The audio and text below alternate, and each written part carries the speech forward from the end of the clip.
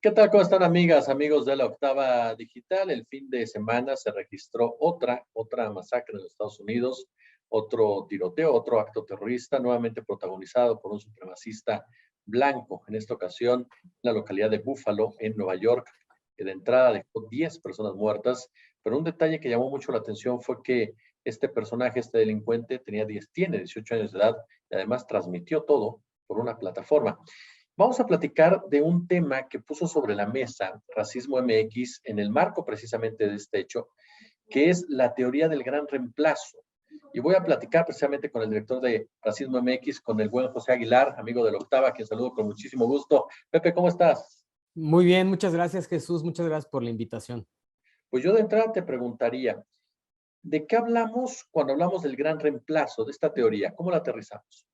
Pues es una teoría de la conspiración que surge en el siglo pasado, en el siglo XX en Francia, por un autor, Renaud Camus, que es este promotor de esta idea que establece básicamente que hay una conspiración de una élite global y progresista que quiere desaparecer a la raza blanca cristiana europea. ¿Por quién? Pues por personas inmigrantes, ya sea desde África, latinoamericanos, musulmanes, en fin. Entonces hay una creciente población inmigrante que está sustituyendo a las personas blancas. Entonces ese es como su miedo, ¿no? Que la raza blanca disminuya y sea reemplazada, ¿no?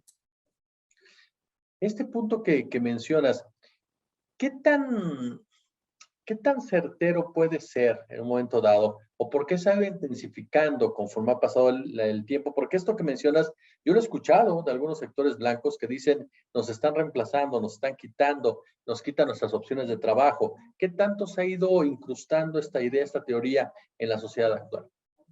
Pues yo creo que mucho y tiene que ver con narrativas y algunos hechos, ¿no? O sea, lo que vimos en Estados Unidos cuando Trump fue elegido como presidente fue que muchas de las cosas que pasaban dentro de Estados Unidos que afectaban económicamente a toda la población, pero también a las poblaciones blancas, pues se culpabilizaba a las personas migrantes de esta situación, ¿no? Esto no es nada nuevo, esto estaba muy analizado en su momento, pero la narrativa que se usó en ese momento fue culpen a las personas inmigrantes, que la mayor parte son personas racializadas, de estos hechos, ¿no? Entonces, ahí es donde las personas blancas, algunas radicales, como este chico de 18 años que masacró a 13 personas, pues toman estos hechos que son palpables para nutrir esta teoría de la conspiración. Entonces, hay que siempre dejar muy claro que aunque hay números que pueden decir, bueno, es que la población blanca está disminuyendo y las olas migratorias están aumentando,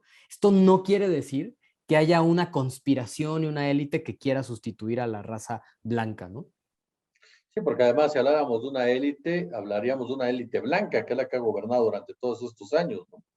Por supuesto, es que hay que recordar también esto que mencionas, la estructura histórica ha beneficiado justamente a estas élites blancas europeas, que son las que se han llevado históricamente la mayor parte del pastel, ¿no? Entonces, en caso de que haya una conspiración, pues es de blancos contra blancos, ¿no? Si es que existiera. Sí, porque si uno se pone a pensar y con base a lo interesante que nos planteas, mi querido José, ¿qué tanto esta teoría, ¿no? Del gran reemplazo es más una intención de control social, de radicalización, de justificar una radicalización o justificar el racismo? Yo creo que es más una justificación para el racismo, pero que sí que está, digamos, enraizada en situaciones muy actuales, ¿no? O sea, las políticas económicas liberales de los últimos 30 años, pues han generado una desigualdad enorme, donde varias poblaciones blancas del mundo, pues también están metidas, ¿no? Eso, digamos que no está separado del racismo sistémico que sigue existiendo. Entonces hay como dos factores, ¿no?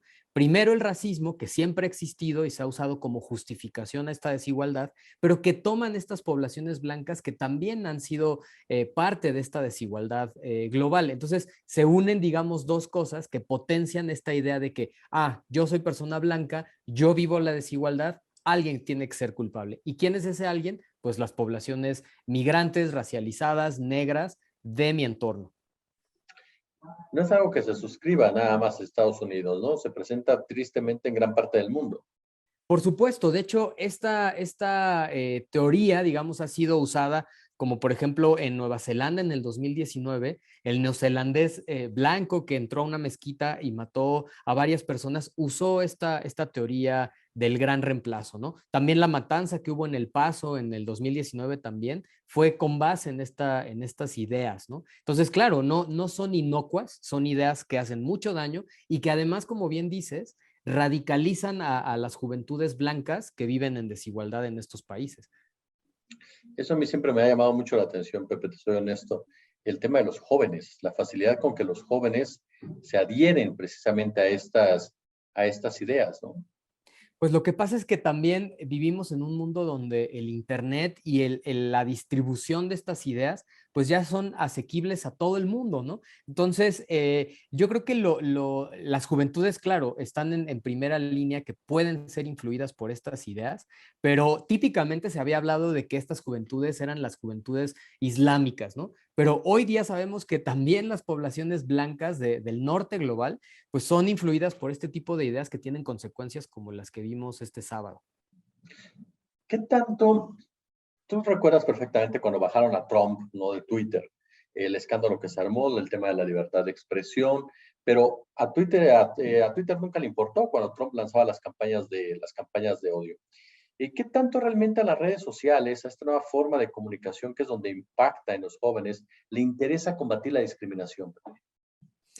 Híjole, es una muy buena pregunta y yo empezaría por decir que no hay que olvidar que tanto Twitter como todas las demás redes sociales son empresas privadas, ¿no? Entonces, como empresa privada, pues tiene su propia agenda y sus propias posiciones, que podemos estar o no de acuerdo con ellas, pero ya de entrada estamos hablando de un agente privado que tiene incentivos distintos o podría tener incentivos distintos a lo público, ¿no? Entonces, eso es una cosa que tenemos que notar. Y la segunda es que, en efecto, no siempre la censura habla de que ya se acabó el problema y la narrativa no existe, porque eso va a seguir existiendo en otras redes, especialmente con Internet y el Deep Web, que así le llaman, ¿no? O este Internet oscuro, donde las personas siguen esparciendo este tipo de ideas. Entonces, yo creo que necesitamos unas soluciones más innovadoras y creativas para poder en realidad acabar con la discriminación en redes sociales.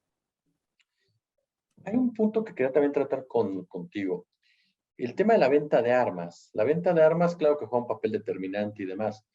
Hay discriminación también cuando hablamos del manejo y la venta de las armas, querido José. De repente es más fácil que una persona de 18 años blanca llegue totalmente armado a un lugar, el acceso a las armas, no hay ni la investigación correspondiente, pero no sería lo mismo si se tratara de un hombre o una mujer de raza afroamericana, por ejemplo. Por supuesto, y es que eso es justamente cómo se describe el racismo en Estados Unidos, ¿no? Que es el lugar donde puedes comprar armas libremente, pero en efecto hay un perfilamiento racial de quién puede acceder a qué cosas, ¿no? Y solamente basado en un prejuicio, ¿no? Si eres blanco y eres hombre y eres adolescente, como el caso de este joven, pues no puedes ser un asesino, cuando en realidad cualquier persona que tenga acceso a una arma y sobre todo de esos calibres, pues desde luego tenemos que regular eso, ¿no? Tienen que regular eso en Estados Unidos, porque si no va a seguir pasando lo que vimos este sábado. ¿Qué hacer como sociedad? Finalmente te pregunto, mi querido José. Ya hablamos de las redes sociales, ya hablamos del tema de la distribución de armas, pero ¿qué hacer también como medios de comunicación más allá también de las plataformas? Pues yo creo que asumir esa responsabilidad de comunicar a las audiencias justamente muchos puntos de vista y sobre todo con base en ciertas, digamos, directrices científicas, ¿no? La teoría del gran reemplazo es una teoría de la conspiración que no está probada y que solamente son este tipo de ideas que hacen mucho daño. Yo creo que la responsabilidad de los medios es importantísima. Y yo agregaría también la responsabilidad de agentes políticos, ¿no? Como son estos partidos que también distribuyen estas ideas. Vemos en el mundo, ¿no? Por ejemplo, Vox, el partido Vox, que por cierto el PAN ha hecho alianzas con este partido, ¿no? U otros personajes en el mundo como Bolsonaro, como Marine Le Pen en Francia, ¿no? Canadá no está exento de este tipo de ideas. Entonces yo creo que la responsabilidad pública de los medios y los agentes políticos es fundamental. Mi querido José Aguilar, yo como siempre te agradezco muchísimo de verdad estos minutos, esta generosidad de tus conceptos con la octava. Muchas gracias, Jesús, y a la orden cuando se necesite.